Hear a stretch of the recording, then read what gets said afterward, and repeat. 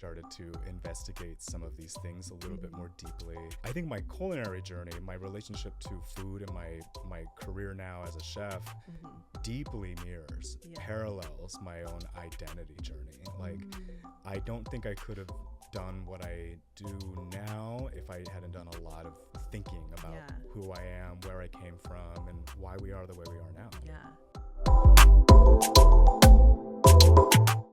Welcome to Dishin Up Diaspora, where we explore how food connects us to culture, history, and each other. I'm your host, Chef Emmy. Welcome back to those of you who have been tuning in. I so appreciate you. Welcome to any newbies. If this is your first episode that you're listening to, welcome. I hope you enjoy everything that we talk about. Whether you're new or you've been here before, be sure that you are subscribed to this podcast wherever you're listening, whether that's on Apple Podcasts, Spotify. Be sure to hit the subscribe button on YouTube if you're watching it on YouTube. Also follow me on Instagram. Follow the podcast at Dishin Up Diaspora Podcast, and follow me at Chef Emmy _ on Instagram. And if you can leave a review for the podcast, like, your support is really just going to help this podcast continue to grow. So truly appreciate it. This episode is sponsored by Taste Bahia, a transformative 6-day culinary journey through Salvador Bahia. Experience Afro-Brazilian culture and cuisine through hands-on cooking workshops, visits to historic sites, and vibrant local markets. This is more than just a tour. It's a deep dive into the heart of Bahia, where food, people, and traditions come together. To learn more and book your spot, visit chefemmy.com/taste-bahia. That's chefemmy.com/taste-BAHIA. I also want to take a moment to let you know that I started a Patreon community, and it's completely free right now. So head on over to Patreon and join at Chef Emmy TV. All right, all the housekeeping is out of the way, and I am so excited now to get to the most important part of the podcast, and that is to introduce this lovely guest that I have on, Chef Gino Garcia. He's a culinary storyteller with deep roots in Mexican foodways. Before stepping in the kitchen professionally, Gino spent nearly a decade in public health, advocating for better nutrition and food access in the immigrant and BIPOC communities. But his passion for food led him to trade policy for the kitchen, where he now explores regional Mexican cuisine as a chef, educator, and writer.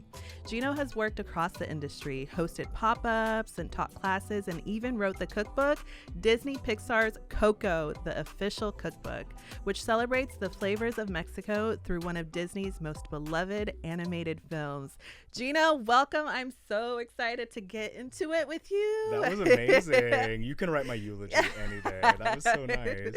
It was easy. You have accomplished so much, and I'm so excited to just talk about it all. But before we get started, I like to start with a little game I like to call Quick Dish. I'm going to name two little things, and you're going to just tell me which one you prefer. And I'm not allowed to, like, elaborate on anything, you defend can. anything. Okay. You can. Like, you can. Scary. Okay. This might get interesting. Yeah. Okay. Corn tortilla or flour? Oh my gosh. I feel like someone's going to cancel me over this. Okay. Corn, but it's also because I think corn tortillas go with everything. But I come from a flour tortilla people. Okay. So. Great answer. Don't cancel him. Don't cancel me, please. They're all delicious. Fine dining or street food? Street food. Churros or tres leches cake? Churros. Brunch or late night eats? Late night eats. Queso fresco or Oaxaca cheese? Stumped you again. Queso fresco. Okay. Pop-ups or cooking classes? Oh, that's a good one. Okay. Pop-ups. Okay, and I love this one. Disney's Coco or Encanto? Oh my gosh, this is gonna be the last time I'm ever seen in public, I think. The kids are gonna come out to get you. After me. Well, so obviously my allegiances are with Coco. I love that movie. I have a lot of personal connections to the story that it tells. Both films are so incredibly beautifully animated that obviously I think, like, they are in their own category of animation excellence, but I think I have to go with Coco on this one. I love Coco. I love both of them. But soundtrack Encanto. Well, actually, Coco soundtrack was pretty good too. Coco soundtrack. I mean, I've seen both though. Yeah. I have watched Coco with like an academic precision. I think like 20 times. So I know all the songs. For me, the songs from Coco are imprinted into my brain. Yeah, I think it would be a tie for me if I got asked. Yeah, that like if Remember Me and then We Don't Talk About Bruno, like we're in a cage match. I don't know who would win. I think it's just because like my daughter listened to Encanto soundtrack literally every day of her life, so I really like every single song. Yeah.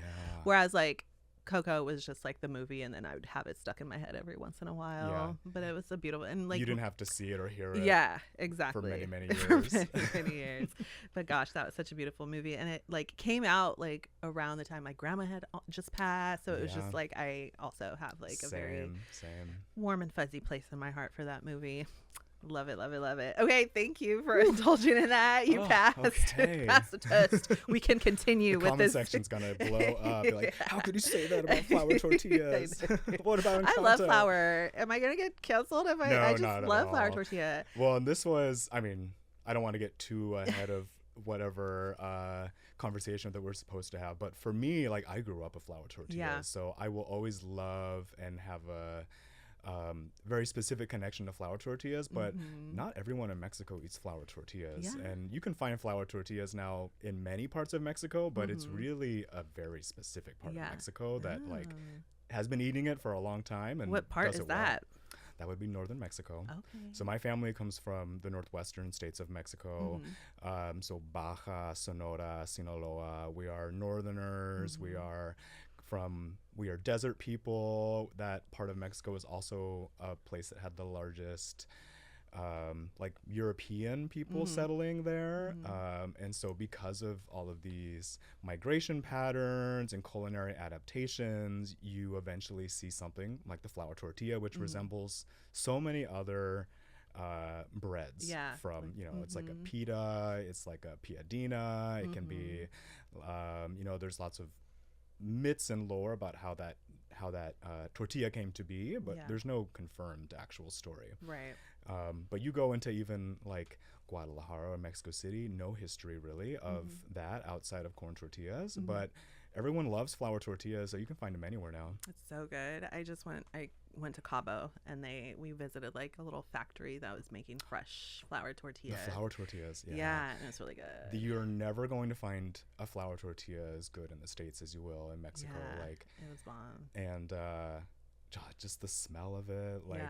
They're also very generous with how much pork lard they use, because that is the fat of the people. That is the, I love and it's that. Delicious.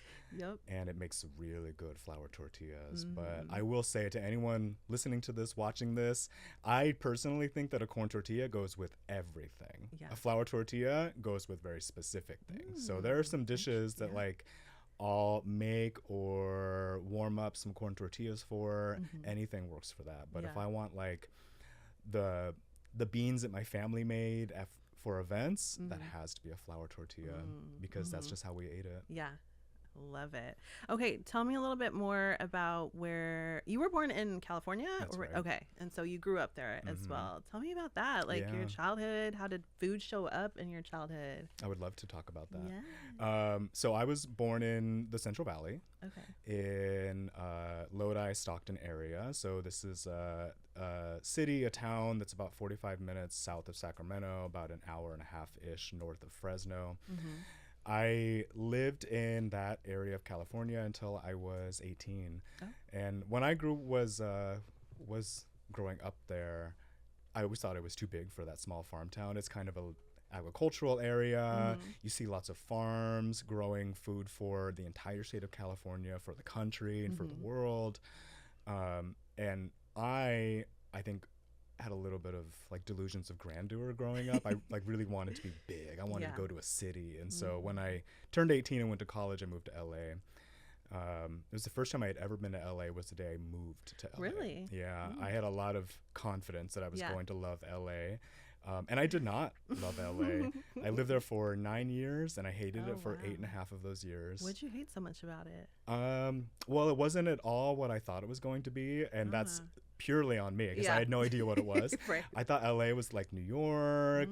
You know, you watch all the movies about LA, but like either they're a very specific part of LA or they're not filmed in LA.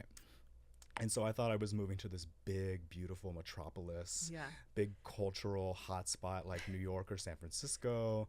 And I get to West LA and it's like just sprawling suburbs. And I was like, oh, this isn't at all what I thought it would look like. And at that point in my life, I wasn't open to appreciating it for what it was. I just disliked it for what it wasn't. Yeah.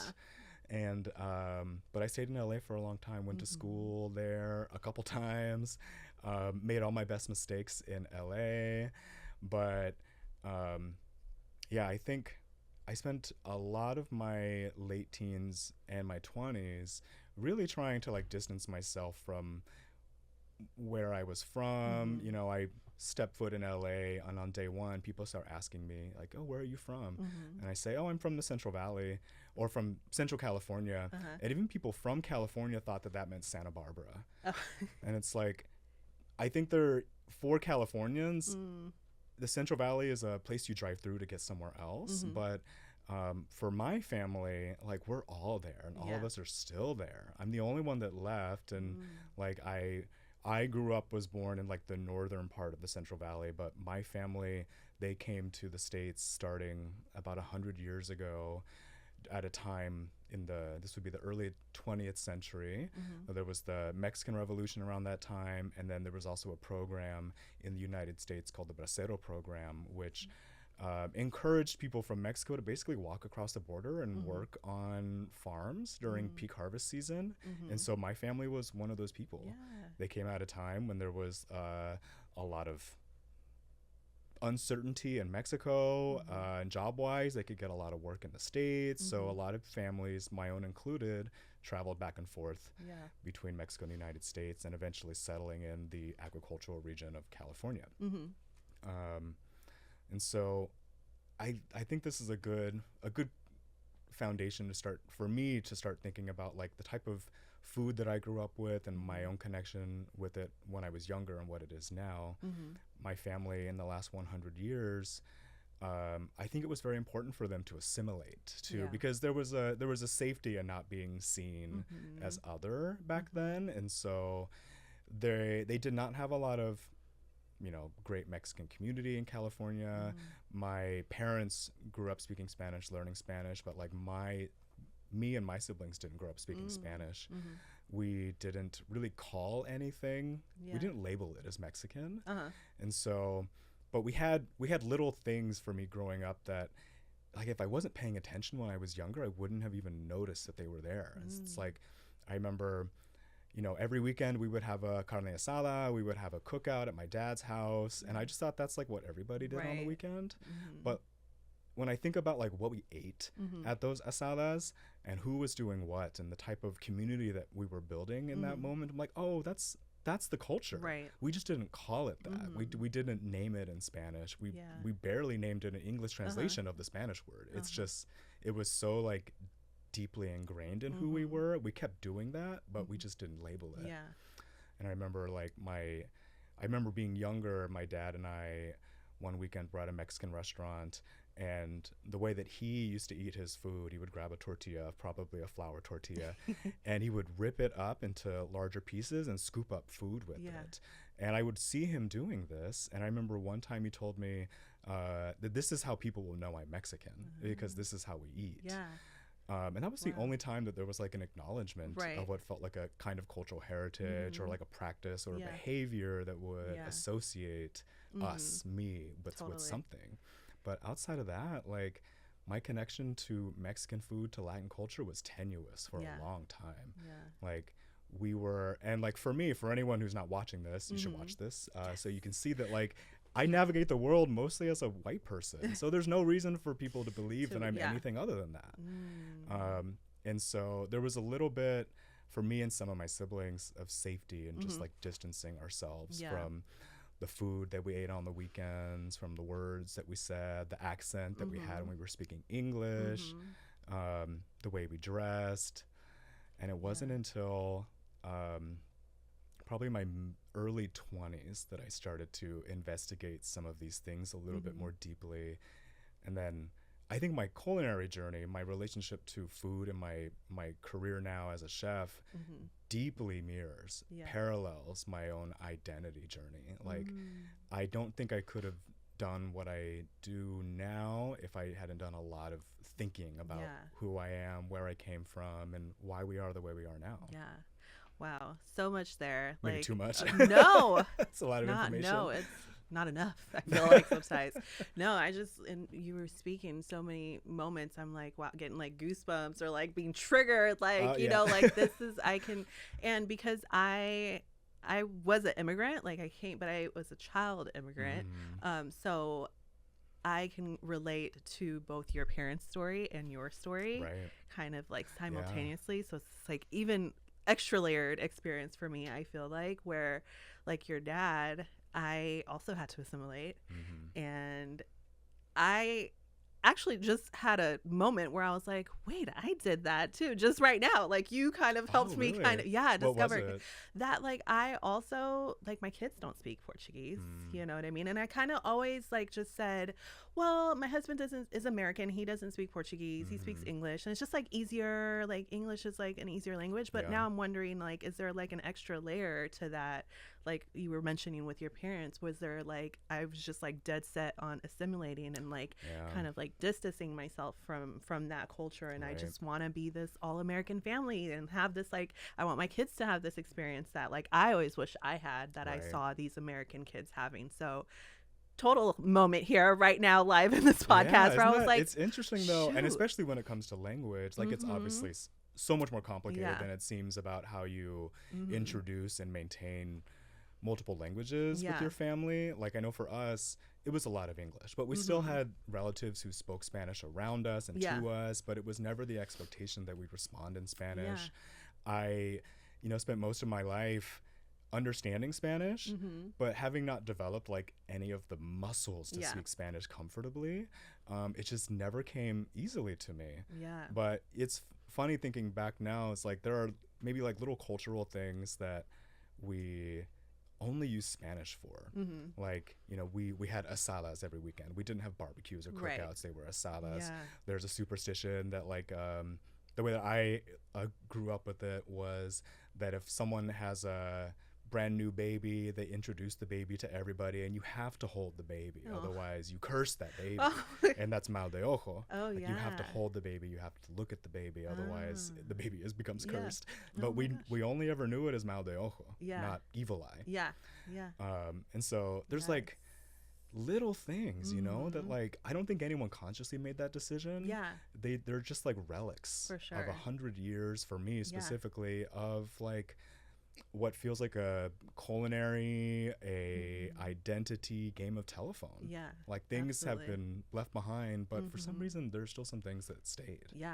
No, absolutely. And another thing that you mentioned earlier is like how you are totally like white passing, and it's like I think that a lot of Americans don't understand that outside of America there's white and black people in other countries. So like other countries aren't just like all white or all black or all indigenous or whatever. Transatlantic slave trade happened not just to America, and like like the colonizers colonized not just America. Oh my gosh, even Mexicans in Mexico.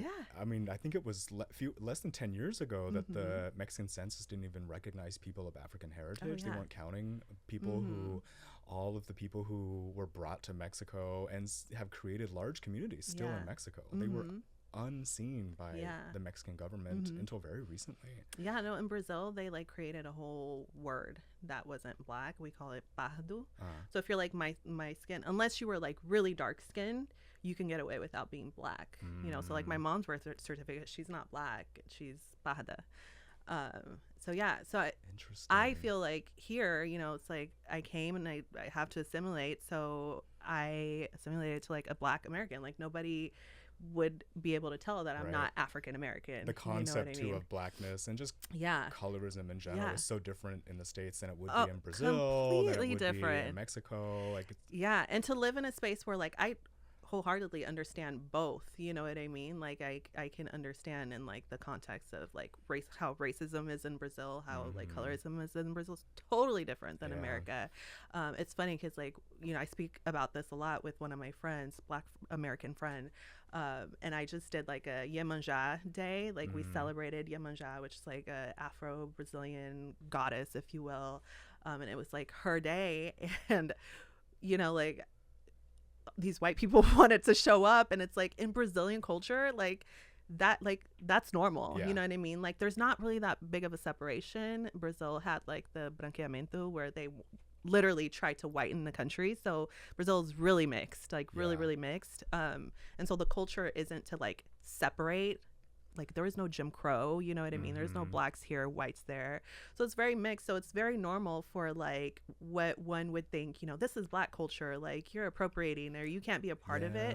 It doesn't exist in Brazil. Like everybody is really like a part of everything, and like it doesn't feel weird. It doesn't feel like, oh, this white Brazilian is kind of like stepping into something that doesn't belong. It feels like it belongs to them, because it does, because we're all mixed. You know I what imagine I mean? that has so many that like manifests itself in the food in some really interesting ways. Like it's not their food, it's not my food. Like it's it belongs to us all, because it's those lines are blurry at best. Exactly. You can't really say like, oh, like this food belongs to this community of people over here, and it has always stayed that way, and it's been branded that way. I feel like we see that a lot in U.S. American food, but it's like Mexican food's the same way. It's like so much of what we now know as Mexican food has become, or is what it is now, because of European influence, of indigenous influences, African influences, and you know, obviously all of those places were influenced by somewhere else. And so I think what's nice about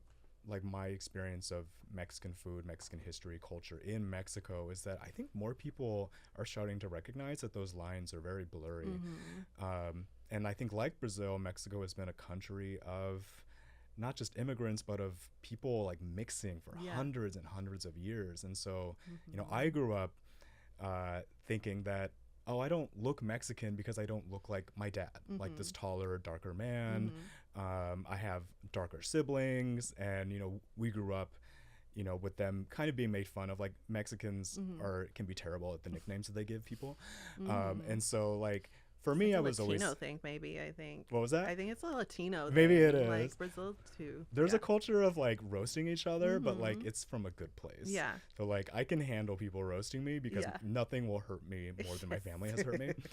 But yeah, like I grew up, like we did not go to Mexico growing up. My family, we were a couple generations removed from having a real relationship with that place, and there was not a lot of understanding and acceptance of like why you would want to go there. I remember my dad, when I told him that I was going to go to Mexico for the first time in my early 20s, he said, why would you spend your money on that? Go to Miami instead. My dad loved Miami.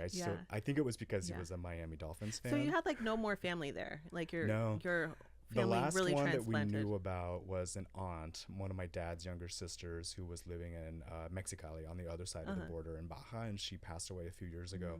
But now everyone's either here, and then thanks to some DNA ancestry services, I find out that there's actually some of us in Brazil. Oh. We're in, I've heard, Santa Catarina. Okay, that makes sense. Are there a lot of Italians there? Yes, I was going to say that makes apparently sense. that's where they might have gone as well. A lot of European there, yeah. So I go to Mexico for the first time, and what really blew my mind is kind of what we've already been talking about, is that like anybody can be Mexican. You know, I saw people who looked like me, people who were whiter than me, who were taller, shorter, they had curly hair, they had straight hair, and it was in my early and mid 20s that I learned that like, oh yeah, like I don't think the lines are that cut and dry, because history has not allowed that. Like that's just not how it is, but that's the story that I think was told, that I was told, that my family was made to believe. And that's just not how it is. No. And I love how you were saying like food really tells that story. Absolutely. And I read somewhere somebody like referred to you as like a culinary anthropologist, and how you love that, you know, following those stories and, you know, learning the history through food. And yeah, it's like if I think that's like the best way to learn about like history is through food. And that's, I think I got into cooking professionally because I loved what I was able to learn about my world. I started cooking not that long ago. I didn't grow up with a lot of great cooks, a lot of like there weren't a ton of traditions that were passed down to me. I grew up in the 80s to working parents. Like my dad, up until he was a teenager, was a migrant worker, and all of his 11 other siblings also were farm workers. So there wasn't a lot of time or energy to teach somebody like the mole that my grandma made, or how to make a flour tortilla the way that my older aunt would make. But in really like diving into food, reading the stories, reading the recipe books, starting to put these puzzle pieces together, I felt like I learned a lot about who I was, started to like give context to the things that I grew up with, especially, it's like our pozole. We made pozole every Easter. My dad would make it, and we always ate it with lemons. And I just thought that's how everyone did it. And then I find out that actually you see a lot of lemons in generational Mexicans on the West Coast, in northern Mexico. Like it's not that uncommon to see that. But outside of this specific area of Mexico, it does become uncommon. And so through food, I was able to pinpoint a little more exactly like where we come from, and help tell this story of who I am, who my people are, and why we do what we do.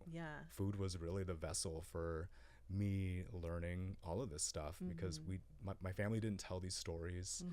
They there's a lot of things like up until ancestry services became very popular, we grew up thinking we were Spanish. We were just like just from Spain, landed in Mexico, found our way in California, but we're Spanish. And then I find out that actually no, like we're mostly indigenous. Like there's a lot of like Mediterranean, Southern Mediterranean ancestry there, but they weren't even aware. Maybe at some point they were aware of it, and at another point chose to distance themselves from it. But like there's parts of that story that aren't being told that now they have to reckon with.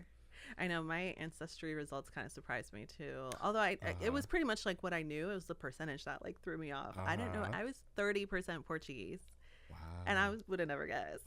I thought I was like maybe 10. This is what I love about anyone who's from Latin America who has done these tests. You're going to be surprised. Yeah. You're going to find that something. Much? Really?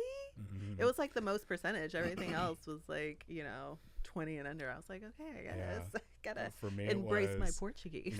My name is Gino. That's an Italian name. And I always thought that I was like pretty split, like half Mexican, whatever Mexican meant prior to knowing exactly the breakdown, and then half Italian. I find out I'm like 10% Italian. Like, and something like 33% indigenous. I'm definitely more Spanish, some Portuguese, Greek, Southern Italian, but like my name kind of betrays what this DNA test ended up telling me. Oh my gosh. And that's something that I'm going to process for a long time. I built my identity on this story. And it's a little more complicated than that, as we've learned. It always is. Always. One thing that you mentioned, like these recipes kind of like being passed down. And I have really like noticed that, like Black and brown communities, we don't really like write down our recipes. It's kind of just like passed down word of mouth, or kind of just like by seeing, which kind of leads me into like you wrote a cookbook. I wrote a cookbook. But it's a very interesting cookbook because it was for Coco, Disney's Coco. Tell me a little bit about that. How did that opportunity even come about? Like, what was the process like? How did it happen? It started in a way, in lots of back channel-y ways that I think only this industry is capable of making. So Disney had started making cookbooks as well as some other related merchandise around some of their films. So one of these programs was the cookbook. They had commissioned and I think maybe even published a couple cookbooks. One the year before mine published was the Black Panther cookbook. had come out. That might have been the first or the second one that they had started in this program. And so Coco was pretty early in the process. They've since added a few more. Like I know Encanto has one now, and I've looked through it. Beautiful recipes, beautiful imagery, beautiful dishes. But so Disney was working on this program. They were working with a publisher licensor to help them find people to do the work and then to license it and distribute it. I guess someone at this publishing house started posting in groups on Facebook, in email groups, very, very like small places where they probably knew a lot of people already. They were asking for at the time, they can only ask for, they needed a Latin recipe developer to work on a official cookbook for a very popular animated film on behalf of Disney. And so there's only been 2 of those.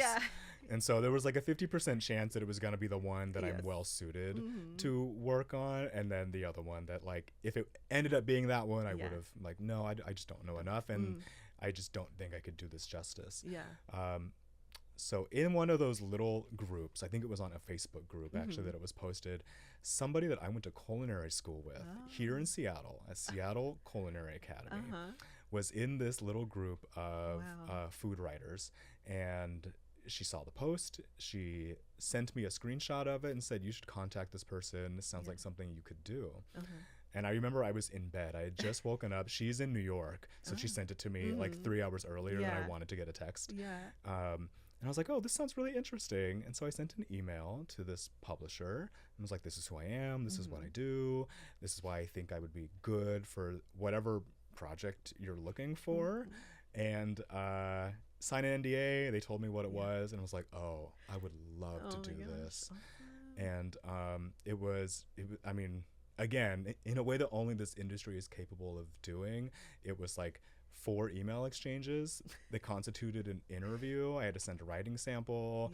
And they were like, we'd love to work with you. I signed a contract and I delivered a outline of the book a couple weeks after that contract was signed.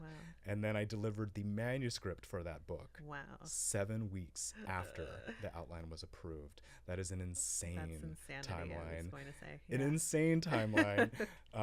The nice thing though about that cookbook and the recipes that are in it is that I've spent so many years, the better part of 2 decades now, researching, practicing, sharing Mexican food. And so a lot of those recipes were ones that I have taught, made myself, are ones that are based on dishes that I grew up with.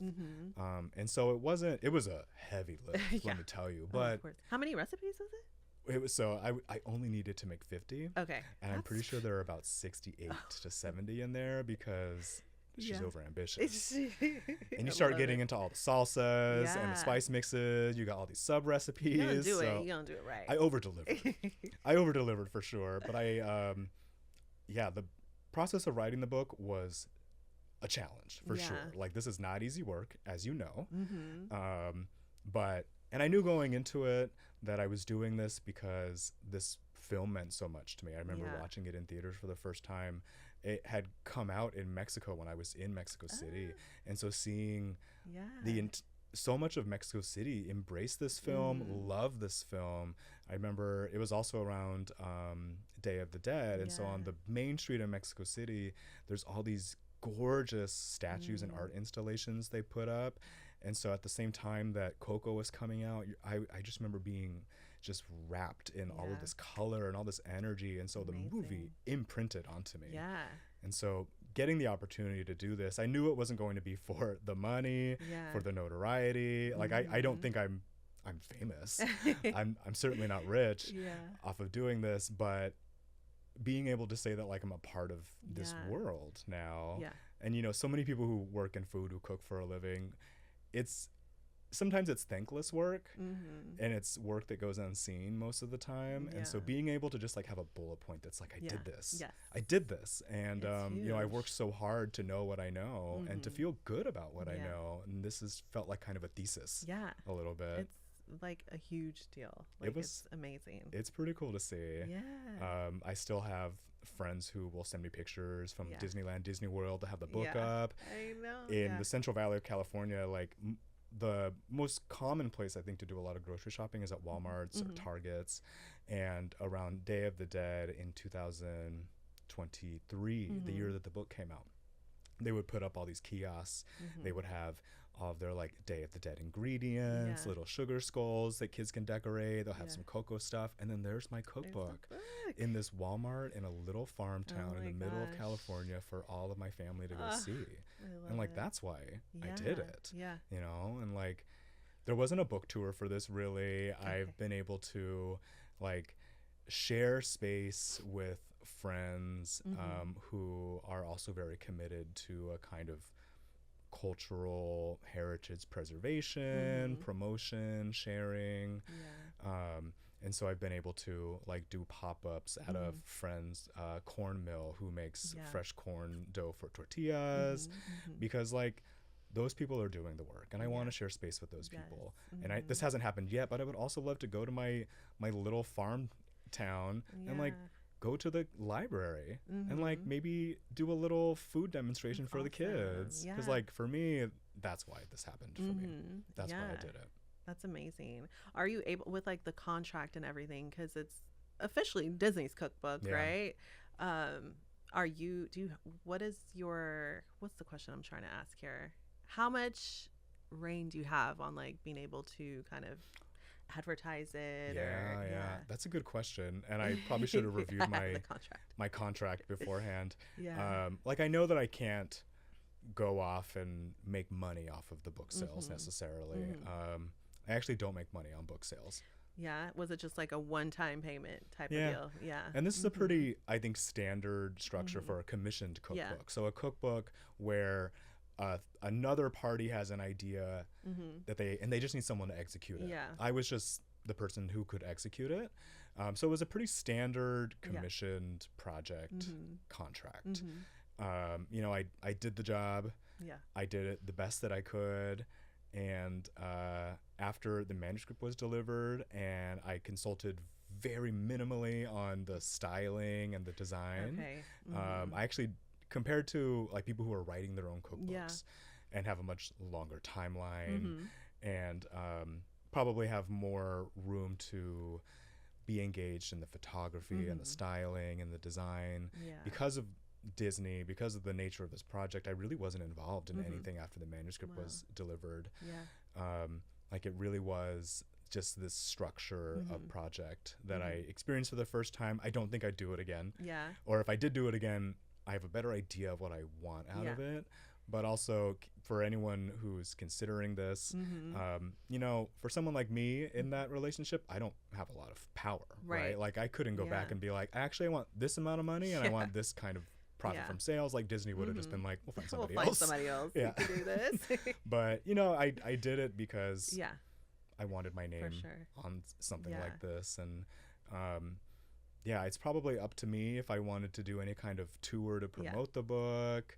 But you know, I'm not speaking on behalf of Disney. I am not an agent of Disney. I am just some guy in the northwest corner of the United States who wrote this book. And and that's kind of unique in itself. Like, a lot of these jobs go to people in LA, in New like York. bigger cities, for sure. But you were meant to, whatever magic happened. A lot of magic had to happen when you were watching that movie. It all happened.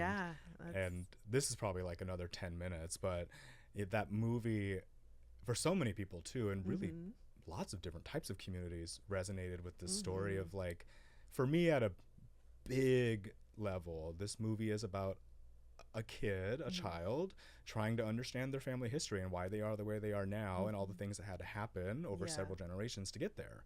And as we've already talked, like, that's basically what I did before the movie ever came out, and what I continued to do after the movie came out, and what I'll be doing for the rest of my life.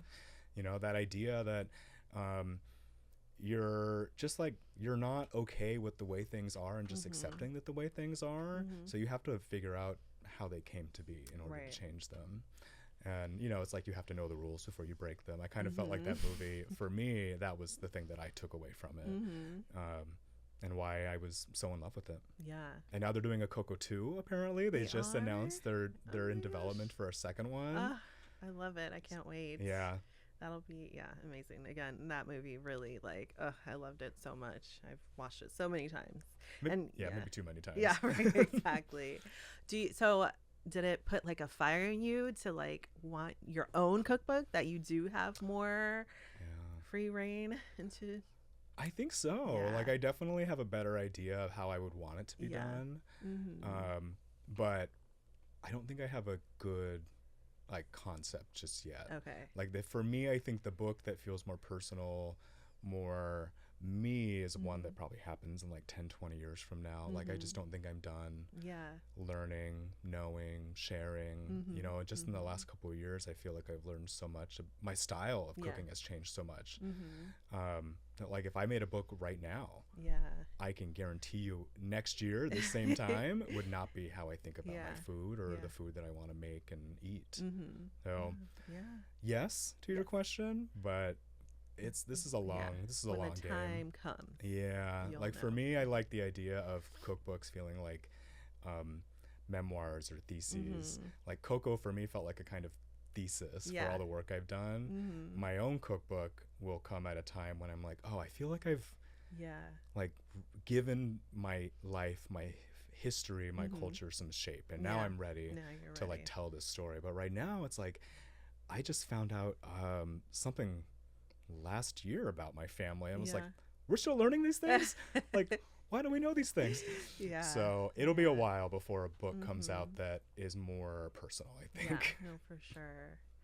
Wow. Yeah, it also makes me I feel like this happens a lot in, like, obviously, like, immigrant family just because of the disconnect, but, like, in a lot of, like, brown and black communities where it's, like, the family history isn't, like, passed down and we don't really know everything. And it is, like, this journey that a lot of us have to kind of like learn, and like this hunger where I don't think like my parents did, or maybe if I just don't think they were allowed to have it show up. They were kind of just still in like survival mode, that they weren't able to kind of like breathe a little bit and be like, okay, like let's unpack why all this happened. So I feel like our generation is the one that's like, okay, why was this again? The response that's in my head, I remember, you know, I would ask my dad something like, I mean, even for like those family tree homework that we had to do in school when we were younger, I'd ask my dad, like, where did your parents come from? And I remember him being like, why would you focus on that? You know, like times are better now. Like, why would you need to know that? There was always this like, why worry about the past? Because for us, the past was difficult. It was a struggle. And I think anyone who comes from a place that wasn't good and they tried to make something new for themselves, like for my family, there wasn't a lot of interest in reliving any of that. It was like, well, we're good now, so why do you care? Focus on that. And I think a lot of that growing up it's what kept me from really building a relationship to the food, to the culture, to the history, because, you know, why would you worry about a time when things weren't that good? Right. Things are good now. That's what matters. But so many people our age are like, well, actually, sure, times are better now, but it doesn't hurt to tell these stories. And we can understand more, you know, by learning from our history. Well, lastly, your career as a chef, you know, doesn't look like, you know, what people think a chef is, you know, like I'm sure if you're like, oh yeah, I'm a chef, people are like, oh, where do you cook? Like they're expecting a restaurant, you know, and I think that, you know, not a lot of the chefs that I run into nowadays have that story. They're multifaceted. They're doing a lot of things, and you are definitely one of those. You have written this book, so you got a cookbook author under your belt. You teach cooking classes. You do the pop-ups.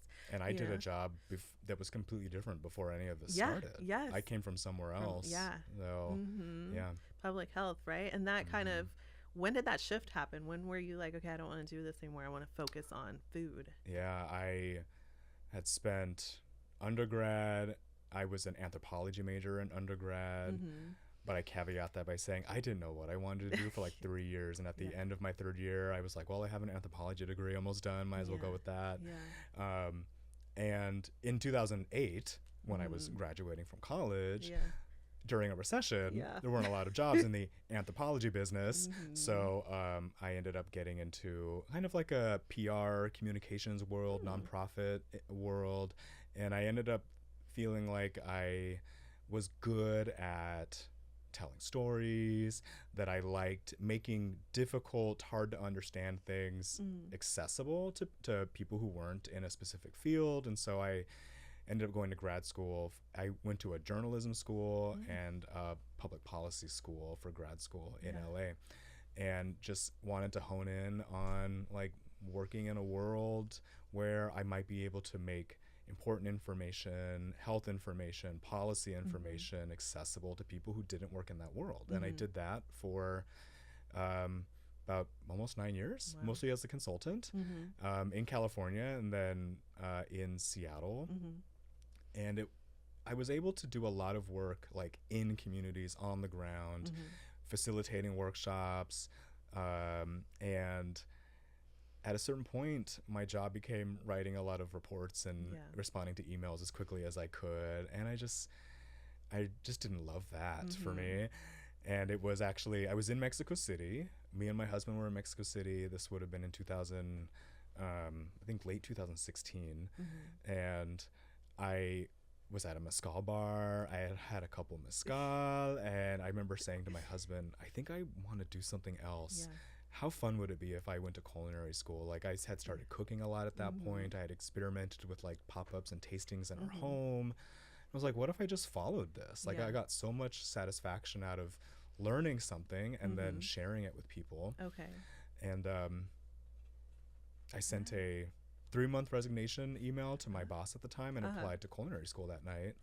And then I went to culinary school a couple months after that. SCA, Seattle Culinary Academy. Where all the good ones came from. And I basically just followed this feeling. It was like, I enjoyed learning this. I love learning about like where I come from. I love working with my hands. I love using food as a way, as a vehicle for understanding my world and the world. And I knew, I got into this in my 30s. And so I knew that I didn't want to work in restaurants for very long. I physically wasn't going to be able to handle it. I did work in restaurants though, because I knew that's what I was going to do so much learning. And I did. I learned a ton, and I couldn't be the cook that I am now if I hadn't done that. But I always knew that like being a restaurant cook was not the thing for me. I don't love stress. And so you have to be someone who really thrives on stress to keep doing that. But I'm still trying to figure out what I'm doing, what I want to do. I really enjoy this like culinary anthropology that I'm sinking my feet into, like learning about something and finding all the little intersections, the way that food, people, communities have adapted over time. So not just focusing on the traditional versions of things or fussing around or being too worried about authenticity, but like I didn't grow up with anything that I think Mexicans in Mexico would consider authentic. Like, but it was my experience of it. So that's authentic. It's authentic to me. And I've really enjoyed learning how we came to be the way we are, but still thinking that what I grew up with was authentic. And that's not something that I felt 10 years ago. Like I would eat the food that I grew up with and be ashamed of it because it wasn't real Mexican, quote unquote, real Mexican food. But now, because of this work, because of all this identity work, this food work, I can look at what I grew up with and see it for all of the history, all the context that's in it. And whoever wants to pay me to keep doing that work, that's what I'll keep doing. I love that. I love that. And I love, if we start with the conversation on authenticity, it'll be a part 2 episode because that just like dissecting that. Because I also I feel like I grew up with authentic Brazilian food. What is authentic? And I've just come to understand that is BS because everybody has their own personal experience, and what out of your experience versus mine makes yours authentic and not mine. You know what I mean? So it's authentic as long as you're telling the truth about. If you're being factual, paying respect, and telling the truth about the experience, I think that's what matters. That's what I try to incorporate into all of the teaching work that I do. teach people one way of doing it because we have to just do Right. one way of doing it, like an enchilada dish. You know, Yeah. I'll teach people like this specific enchilada dish, like say a dish called enchiladas suizas or Swiss enchiladas is a dish that was made popular in Mexico City. The story of how it was invented was by two American brothers who opened up a now very big chain of diner restaurants in Mexico. Invented this enchilada dish. It was, I think, famously, apparently, it was the first time that like anyone had added dairy to a salsa verde, and that's what makes this Swiss enchiladas. It has never been to Switzerland. It has no connection to Switzerland whatsoever. But like something like that is now very authentic Mexican food, but it didn't always end up that way. It was not always that way. Yes. And you know, I'll teach people, this is the dish, this is how it's eaten now. But you have to know. These people have to know that like there's so many ways that this exists in the world. I can't spend hours telling you all how it exists, but just know that there is no way that just one version of this food exists. Like we've created so many ways to eat our food. Yeah, totally. Oh my gosh, Gino, this conversation has been amazing. It's been great. It's been really, really great to talk to you. Like, thank you so much for, you know, taking the time out to come and chat with me. Let our listeners know like where they can find you, follow you on your journey. Yes, I am chronically online. I can be found.